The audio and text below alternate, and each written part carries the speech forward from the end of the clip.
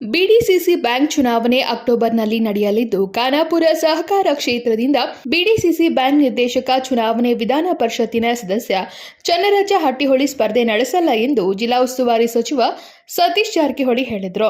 ಬೆಳಗಾವಿಯಲ್ಲಿ ಸುದ್ದಿಗಾರರೊಂದಿಗೆ ವಿಡಿಯೋ ಹೇಳಿಕೆ ಬಿಡುಗಡೆ ಮಾಡಿರುವ ಅವರು, ಚನ್ನರಾಜ ಹಟ್ಟಿಹೊಳಿ ಖಾನಾಪುರ ಪಿಕೆಪಿಎಸ್ನಿಂದ ಕಳೆದ ಕೆಲ ತಿಂಗಳುಗಳಿಂದ ಡಿಸಿಸಿ ಬ್ಯಾಂಕ್ ಚುನಾವಣೆಗೆ ಸ್ಪರ್ಧೆ ನಡೆಸಲು ಸಿದ್ಧತೆ ನಡೆಸಿದ್ರು. ಆದರೆ ಜಿಲ್ಲಾ ರಾಜಕಾರಣದ ಹಿತದೃಷ್ಟಿಯಿಂದ ಅವರ ಸ್ಪರ್ಧೆ ಮಾಡುವುದು ಸರಿಯಲ್ಲ ಎಂಬ ಅಭಿಪ್ರಾಯ ವ್ಯಕ್ತವಾದ ಹಿನ್ನೆಲೆಯಲ್ಲಿ ಅವರ ಜೊತೆಗೆ ಮಾತನಾಡಿ ಮನವೊಲಿಸಿದ್ದೇವೆ ಎಂದರು.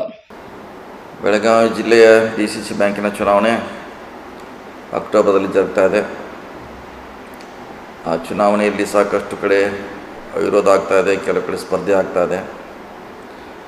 ಮತ್ತು ಇದು ಈಗೆಲ್ಲ ಹೇಳಿದಂತೆ ಇದು ಯಾವುದೇ ರಾಜಕೀಯ ಪಕ್ಷದ ಮೇಲೆ ಚುನಾವಣೆ ಆಗುವಂಥ ಚುನಾವಣೆ ಅಲ್ಲ. ಸೊ ರೈತರ ಹಿತದೃಷ್ಟಿಯಿಂದ ಮತ್ತು ಜಿಲ್ಲೆ ಹಿತದೃಷ್ಟಿಯಿಂದ ಚುನಾವಣೆ ಆಗ್ತಾ ಇದೆ. ಕೆಲವು ಕಡೆ ವಿರೋಧ ಆಗ್ತಾ ಇದೆ, ಕೆಲವು ಕಡೆ ಚುನಾವಣೆ ಆಗ್ತಾಯಿದೆ, ಈಗಾಗಲೇ ಹೇಳಿದ್ದೀನಿ. ಸೊ ಒಂದು ಮಹತ್ವದ ಬೆಳವಣಿಗೆಯಲ್ಲಿ ಖಾನಾಪುರದಿಂದ ಚನ್ನರಾಜ ಹಟ್ಟಿಹೊಳಿ ಸ್ಪರ್ಧೆ ಮಾಡಲಿಕ್ಕೆ ಕಳೆದ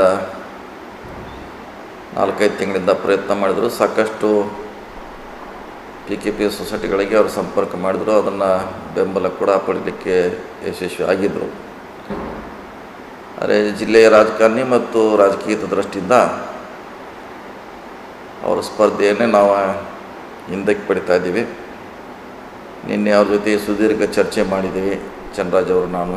ಹೀಗಾಗಿ ಅವರ ಖಾನಾಪುರದಿಂದ ಇನ್ನು DCC ಬ್ಯಾಂಕ್ಗೆ ಸ್ಪರ್ಧೆ ಮಾಡ್ತಾಯಿದ್ರು. ಆ ಸ್ಪರ್ಧೆಯಿಂದ ಅವರು ಹಿಂದೆ ಸರಿದ್ದಾರೆ. ಮತ್ತು ಇದ್ರ ಬಗ್ಗೆ ವಿವರವಾಗಿ ನಂತರ ಯಾಕೆ ಸರಿಲಿಕ್ಕೆ ಕಾರಣಗಳೇನು ಅನ್ನೋದನ್ನು ಮುಂದಿನ ದಿನಗಳಲ್ಲಿ ಅದನ್ನು ಸಂಪೂರ್ಣವಾಗಿ ಹೇಳುವಂಥ ಪ್ರಯತ್ನ ಮಾಡ್ತೀನಿ. ಎಲ್ಲರಿಗೂ ನಮಸ್ಕಾರ. ಕೆಲ ಕಡೆಗಳ ಪಿಕೆಪಿಎಸ್ನಿಂದ ಬಿಡಿಸಿಸಿ ಬ್ಯಾಂಕ್ ನಿರ್ದೇಶಕ ಸ್ಥಾನಕ್ಕೆ ಅವಿರೋಧ ಆಯ್ಕೆ ನಡೆದರೆ ಇನ್ನೊಂದು ಕ್ಷೇತ್ರದಲ್ಲಿ ಚುನಾವಣೆ ನಡೆಸುವ ಅನಿವಾರ್ಯತೆ ಬಂದೊದಗಿದೆ. ಆದ್ದರಿಂದ ಬಿಡಿಸಿಸಿ ಬ್ಯಾಂಕ್ ಚುನಾವಣೆಗೆ ಚನ್ನರಾಜ ಹಟ್ಟಿಹೊಳಿ ಸ್ಪರ್ಧೆ ನಡೆಸುತ್ತಿಲ್ಲ. ಯಾಕೆ ಏನು ಎನ್ನುವುದು ಮುಂಬರುವ ದಿನಗಳಲ್ಲಿ ತಿಳಿಸಲಾಗುವುದು ಎಂದರು. Vinod Kolkar, KMM Kannada news, Belagavi.